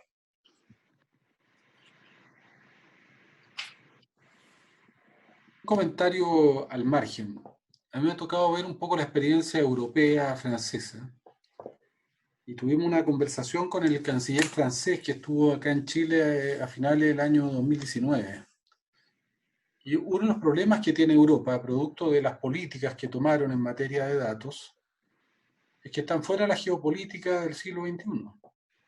Y eso es un tema que yo evidentemente no me pongo a la altura de Europa ni de los países europeos, pero decisiones que, bien intencionadas, finalmente terminaron que Europa no tiene incidencia en el desarrollo del futuro, en lo que significa, por ejemplo, el desarrollo de la inteligencia artificial y el tener plataformas potentes que le permitan a Europa tener un cierto grado de participación en esa geopolítica. Los datos de Europa están todos en las plataformas americanas y ya no lo van a poder recuperar. A lo mejor Europa le va a tener que pedir a Google algún día que entre a la OTAN, porque los chinos están construyendo una capacidad incontrastable en esa materia, por lo menos respecto a Europa. Nosotros, bueno, para qué decir, estamos absolutamente fuera, pero solo señalar que también hay que mirar estas políticas en una perspectiva global y ver de qué manera nosotros vamos a reaccionar a nivel regional, latinoamericano. O sea, cuando definamos políticas también hay que definir en el contexto global de lo que está ocurriendo en esta materia. No sé si hay alguien más que quiera opinar. ¿Quería comentar algo? Pablo. Sí, Pablo Barceló, soy académico de la Universidad Católica y director alterno del Instituto Milenio Fundamento de los Datos. Coincido de que esto es absolutamente crítico en este momento. Por ejemplo, DataWheel, recalcar que eso no es una infraestructura, ¿no? Eso es un portal. Nosotros requerimos una infraestructura para esto, para el Estado, a través de una agencia autónoma del estilo de lo que hace AGESIC, ¿sí? Y ha aparecido tangencialmente, pero me gustaría igual dejarlo recalcado, el tema de la transparencia, ¿no? O sea, uno de los ejes importantes de este tipo de infraestructura es que permite mejorar la transparencia con la que se trabaja. Primero, para que los ciudadanos sepan que se trabaja con datos para tomar decisiones, lo que no es obvio, ¿no? Y segundo, con cuáles datos, ¿sí? Un caso dramático para nosotros, al menos como instituto, fue lo que pasó en temas COVID con MinSal, ¿sí? ¿Es el Estado chileno el dueño de los datos de los ciudadanos o es el garante de que esos datos se trabajen bien, ¿sí? No puede seguir el Estado trabajando como si fuera el dueño de esos datos, ¿ya? Porque no hay ninguna capacidad, entonces, de la ciudadanía de saber cómo se está trabajando con ellos, ni apoyar al gobierno, al Estado en tomar mejores decisiones, ¿sí? Así que ese tema de transparencia a mí me parece crucial. Gracias. Ofrece la palabra. Bueno, no sé Listo si... para cuando tú me digas, entonces, Guido. No, usted tiene la palabra para que, de todas maneras, después si hay alguien del Ejecutivo que quisiera opinar después de Kenneth, pero si no, le damos la palabra a Kenneth. Bueno, muchas gracias, Guido. Un saludo a todos. Para los que no me conocen, yo soy el senador Kenneth Pugh, de la región de Valparaíso. Yo soy ingeniero naval electrónico. Partí con sistemas de interoperabilidad a mediados de los años 80, trabajando con la Católica, para hacer sistemas de enlace de datos seguros. Los sistemas básicamente con criptografía y transmisión inalámbrica para operaciones militares. Ese es el origen de los sistemas con los cuales me tocó trabajar. Y posteriormente en mi carrera tuve bastante experiencia en liderar proyectos de integración cuando pasamos por el Y2K a un sistema One completo. Y también en el ámbito hospitalario. Tuve que estudiar gestión de instituciones de salud y fui director de un hospital naval. Por lo tanto, el HL7 lo conozco bastante bien. He podido trabajar en todos estos mundos. Esta pandemia me ha permitido reflexionar en varias cosas y yo quería compartir con ustedes algunas ideas, las traté de poner ordenadamente, con esto que yo llamo la República Digital. ¿Y por qué? Por nuestra esencia, por la razón o la fuerza de los datos. Y ustedes efectivamente le han dado certero, ese es el verdadero desafío que tenemos ahora. ¿Qué es lo que tenemos que entender? La interoperabilidad que se ha hablado, más que un chasis, yo prefiero llamarla una fundación. La fundación de esta nueva casa digital, y para los que son abogados, decirles que esta es la que permite proveer la certeza jurídica de los actos digitales del Estado y las personas, naturales o jurídicas. ¿Y esto qué es lo que genera? Confianza digital. Y ustedes ya tocaron la palabra. ¿Cómo logro tener confianza entre los actores del Estado, el Estado de los ciudadanos, el Estado los privados con los ciudadanos, los privados con los privados? Bueno, para eso tenemos que empezar a construir la casa con los dos pilares. Ustedes hablaron de transformación digital, pero no se les olvide que el pilar que tiene que ir al lado es el de la ciberseguridad. Tangencialmente lo trataron con el tema de la privacidad de los datos personales, pero es mucho más. No podemos entrar a un mundo digital sin entender los riesgos y las amenazas que tienen, que son los mismos riesgos de la naturaleza, los mismos que tenemos productos de sismo, terremotos y otras cosas. En el mundo digital se llaman los ciberataques. Y esto obviamente con una nueva cultura, una cultura digital, para que al interior estén nuestros ciudadanos digitales. ¿Dónde está el desafío del Estado? Generar valor público. Y este es el tema. Cuando se mencionaron todos los ODS, los Objetivos de Desarrollo Sostenible de Naciones Unidas, están básicamente ahí. Este valor público entonces son mejores servicios digitales y también nosotros mejores leyes y regulaciones, mejor política pública basada en datos. Es por eso que la inteligencia artificial cobra mucha relevancia, pero tenemos que ordenar la casa y esta es una propuesta, un modelo de cómo podemos empezar a trabajar. La ley 21.180 que aprobamos el año pasado, les puedo comentar, para mí fue muy grato que el presidente del Senado, Jaime Quintana, pidiera permiso a la sala para que yo presidiera la sala ese día. Y para mí fue un muy bonito gesto, ese reconocimiento para sacar esta ley adelante.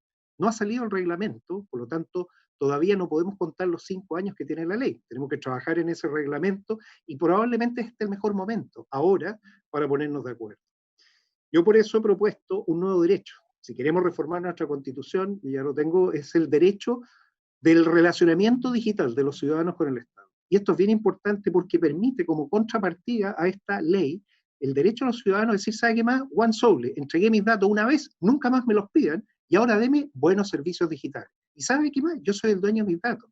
O sea, este tema es no menor, y esto es lo que tenemos que entender cómo relacionar. ¿Qué es lo que tuvimos 3 semanas atrás? La entrega de los documentos de la OCDE, los 3 documentos de transformación digital contratados, muy interesante, y en el seminario se presentó el caso Estonia que ustedes han mencionado. Bueno, curiosamente, Estonia por cada año de trabajo se ahorra casi 1000 años. Lo actualizaron recientemente, y usando la misma medición en Chile ahorraríamos 3.149 años de horas de funcionarios públicos y ciudadanos, o sea, el ahorro es gigante. ¿Qué usa Estonia? El X-Road. Y yo quiero centrarme sobre el X-Road porque el X-Road de partida es una iniciativa binacional entre Finlandia y Estonia a partir del 2017. Y esto es importante porque estamos hablando de sistemas que son transnacionales, transfronterizos, y hay confianza digital entre 2 estados, y probablemente entre muchos más. Hoy los sistemas de Internet y criptografía se llaman blockchain. Bueno, ellos usan una variante de blockchain KSI bastante más reducida, liviana, que permite mucho más transacciones y no tiene costo. El gobierno argentino, por ejemplo, está usando una variante de blockchain con Ethereum, pero obviamente va a depender de los costos del Ethereum para poder decidir cuánto es lo que cuesta una transacción. Si Chile adoptara entonces, tal como lo dijo muy bien Alejandro Barros, estándares internacionales comprobados, que sean además gratuitos, está en GitHub, ustedes lo pueden bajar. La gracia de estar en GitHub es que es open source. Todo el mundo puede saber que tiene confianza digital y todos pueden colaborar a desarrollarlo. Por lo tanto, podríamos nosotros ser desarrolladores.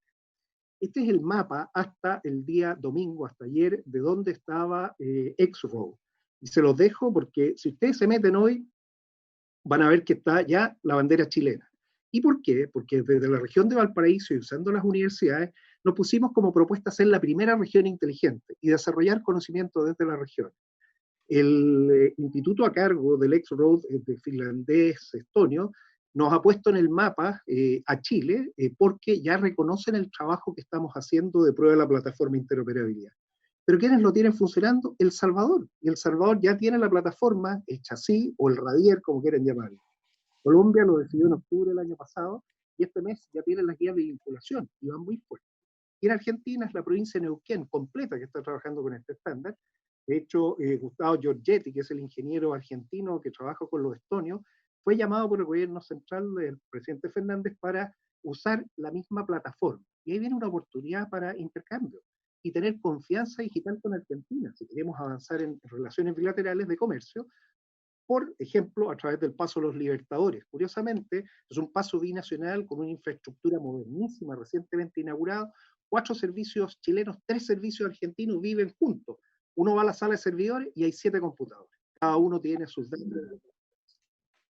Bueno, la interoperabilidad es esta plataforma que tiene, y aquí yo uso el descriptor europeo, de las 4 capas. La capa técnica es esta, de lo que hablamos, que ya está solucionado, pero después vienen todas las capas de lenguaje, semántica, cómo van funcionando la organización, y la que más me preocupa a mí, la legal.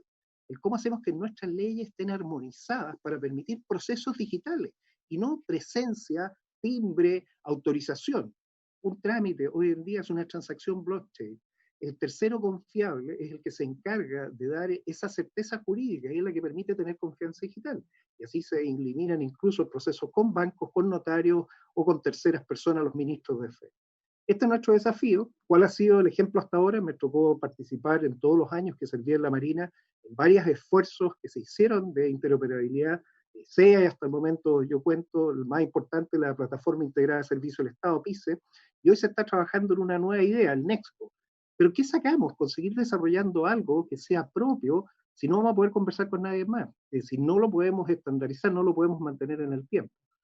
Cuando trabajaba en la Marina, le gastamos muchos años, más de 15, en desarrollar sistemas propietarios, hasta que finalmente tuvimos que adoptar los internacionales, Link 16, Link 22, que son los sistemas con criptografía e interoperabilidad, para poder operar con otras naciones. Chile tiene entonces una posibilidad. Yo les pongo el mapa del Foro Económico Mundial. Nos están invitando al Great Reset, cómo repensar las economías en enero, y el Foro Económico Mundial, por estos centros de la Cuarta Revolución Industrial, a la cual ustedes se refirieron, parte en San Francisco, en el antiguo lugar donde estaba el presidio, al lado del Golden Gate, se despliega después a los países del sudeste asiático, Japón, China y la India, y el año pasado se instala en Noruega, Israel, Sudáfrica y Colombia. Colombia va muy rápido.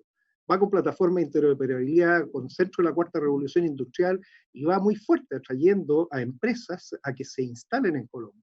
Tenemos que entonces entender que si no damos un ambiente propicio, nuestra industria nacional tampoco se va a ver beneficiada. Tenemos que poner aquí nuestra bandera, la bandera de Chile, dentro de este mapa de la Cuarta Revolución Industrial. El modelo entonces es Estonia, y Estonia habla básicamente de 2 pilares. El de la transformación digital, lo miden, y lo miden con los estándares internacionales que tenemos, son básicamente 2, y también la ciberseguridad. Y ellos desarrollaron los estándares de medición. La diferencia que hay entre el desarrollo digital y la ciberseguridad es la brecha. Ellos siempre tienen más ciberseguridad que desarrollo digital, pues sería absurdo entrar en un mundo digital si uno no está con esos cuidados. ¿Qué es lo que entonces se ha visto? Que Chile fue capaz, los esfuerzos que se están haciendo, de empezar a subir en ciberseguridad, que era donde estábamos quizás un poco más atrasados. Y lo segundo, entender que todo esto se basa en la protección de los datos personales y la protección de la infraestructura crítica de la información. ¿Para qué? Para construir nuestro modelo en este ámbito que no tenemos. Primera conclusión parcial, no se puede realizar transformación digital sin ciberseguridad. Por eso le pedí al presidente Piñera que invitara a la presidenta Estonia, Kersti Kalkulit, a Chile, y así lo hizo. La tuvimos en enero, vino, firmamos los convenios, y la traje a la región de Valparaíso para lanzar una iniciativa que es la que quiero compartir con ustedes. Firmamos el convenio más importante que tiene Estonia de ciberseguridad. Estonia regala el X-Road, pero en ciberseguridad tenemos un convenio que nos posiciona para hacer algo especial en América, de la Cuarta Revolución Industrial. Ustedes hablaron de la Digital Nation. Estonia, junto con Inglaterra, junto con Nueva Zelanda, fueron los que primero que partieron el Digital 5. Uruguay se unió, fue el Digital 7 o el Digital 8. Hoy va en el Digital 9 con México.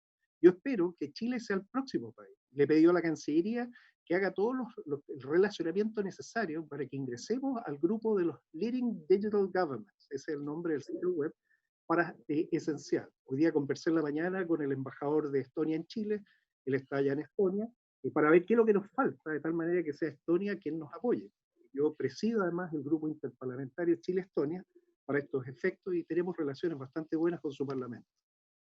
Ustedes hablaron muy bien del problema del gobierno, tenemos datos, pero tenemos que hacer digitalización de servicios, tenemos que mejorar la conectividad y aquí el trabajo que se está haciendo con Subtel de llegar con fibra óptica hasta Puerto Williams, el cable de fibra óptica austral, y el de fibra óptica nacional que va a llegar a 183 comunas que no tienen ancho banda es fundamental. Pero esencial el ámbito de la educación digital. Necesitamos desarrollar talento digital en todas las personas. Este es el verdadero desafío de los empleos. Los empleos tradicionales van a desaparecer, pero tenemos que hacer aparecer nuevos empleos. Y, obviamente, tomar todo bajo una política de datos común. Ahora, en este minuto, es una selva. Cada uno trabaja por su lado. No hay fuentes únicas. Todos repiten bases de datos. Y tenemos el problema del CERVEL, que tiene gente que está fallecida, porque no usa la fuente única del registro civil y solamente agrega los datos que son propios del servicio electoral. Bueno, Marcela es una ciudadana común y corriente, ella tenemos que dotarla de identidad digital. Y por eso es tan importante el llamado que está haciendo propuesta el registro civil de la nueva identidad chilena, y tiene que conversar con estos sistemas, habilitar la firma digital y fundamental domicilio digital, para que el Estado pueda vincularse con las personas con el Estado, las empresas privadas con las personas, y las personas, si tenemos todo común, vamos a tener confianza digital, vamos a tener certeza jurídica, vamos a poder funcionar mejor. Y los servicios, yo entrego los datos una vez, todo se hace por push, o sea, el gobierno ya sabe que necesito y me entrega la información, y el mundo privado y público pueden trabajar con API, puede haber capacidad para que todos puedan desarrollar sus aplicaciones. Solo para resumir el tema de la ciberseguridad, otra casa también, donde aquí aparece la protección de los datos personales como un pilar y la protección de la infraestructura crítica. Hemos avanzado con leyes, tenemos la ley del mes de la ciberseguridad, un mes dedicado a esta actividad en octubre. Se está avanzando en la ley de protección de datos personales, que da su segundo trámite legislativo en la Cámara de Diputados, pero queremos una agencia de protección de datos autónoma, no que dependa del Consejo para la Transparencia. Hay un conflicto de interés entre los dos más o menos grande. Ese es más parecido al modelo español. En general, los países latinos tienen separados, hay algunos casos obviamente que no, pero separada la protección de los datos personales, un derecho a acceso a la información, de la protección de los datos personales, que tiene que tener un tratamiento mucho más técnico. La ley de delitos informáticos es fundamental, y también leyes marco, ciberseguridad y protección de infraestructura crítica.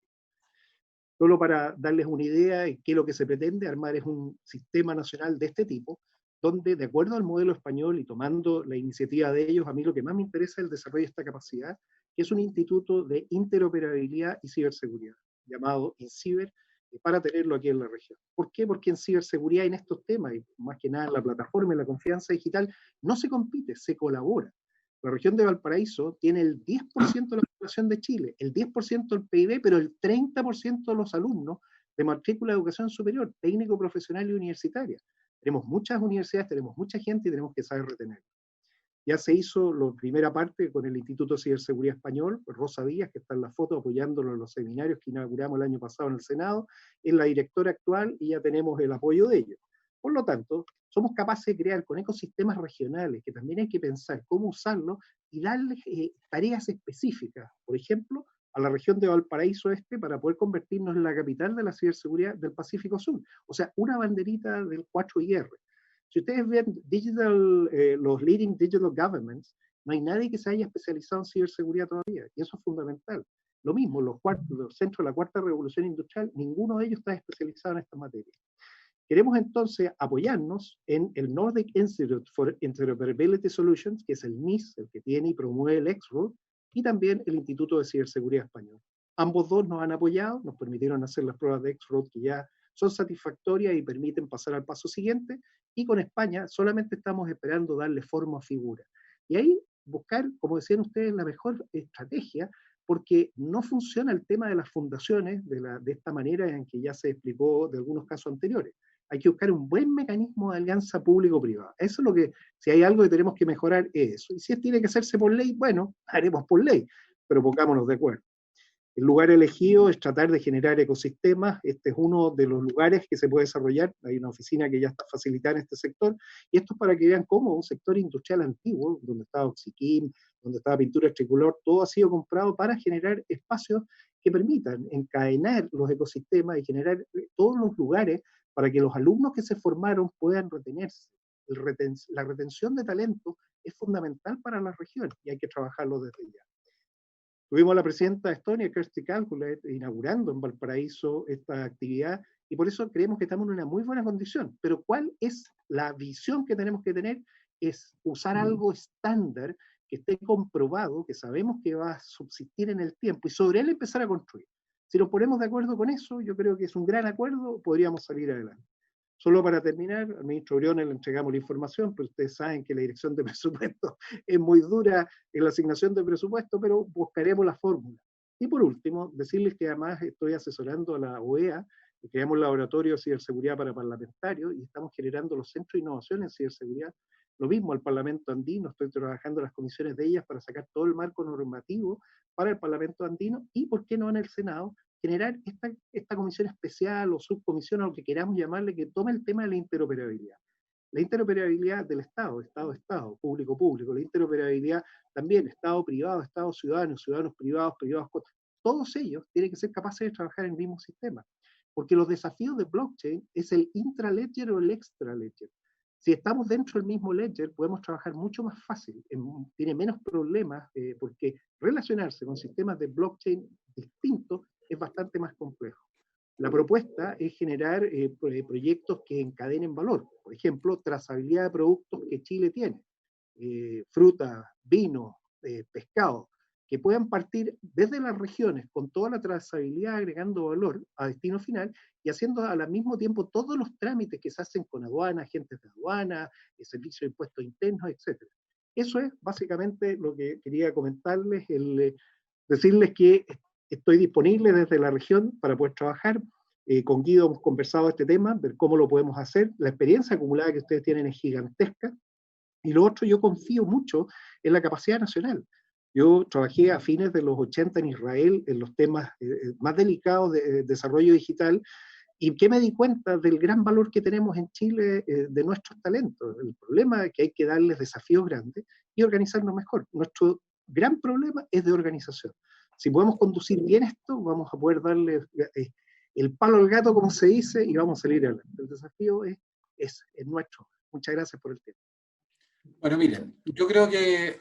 Muy bien, muy bien. Yo creo que Kenneth ha hecho un gran trabajo y tiene una gran experiencia. Entonces, yo lo que creo que más bien es como, en cierta manera, generar un proceso colaborativo a partir de la experiencia que tiene Kenneth, que ha estado desarrollando, pero yo creo que es muy importante en todo lo que hagamos nosotros reunir a nuestro mundo científico académico. Las universidades tienen que pasar de ser solo centros de investigación y de desarrollo de paper y de formación a ser grandes centros de pensamiento estratégico, y acá tenemos un tema que nos invita y yo creo que estamos todos de acuerdo. Así que yo lo que les propongo, que con Kenneth les vamos a hacer una propuesta de trabajo para tener una segunda reunión, vamos a tomar lo que ustedes plantearon acá, lo vamos a resumir, se los vamos a enviar y poder pedirles que nos ayuden a generar este proceso, ¿no? A partir de lo que hay. Yo estoy de acuerdo con José, está lo que planteó Kenneth, hay avances que han sido importantes, los vamos a reunir todos, pero demos un salto y vamos un poco más allá y hagamos que se mueva esta frontera y se mueva esta brújula, porque yo creo que es importante. Yo solo agradecerle a todas y a todos, nos va a ayudar la biblioteca también del Congreso que está acá.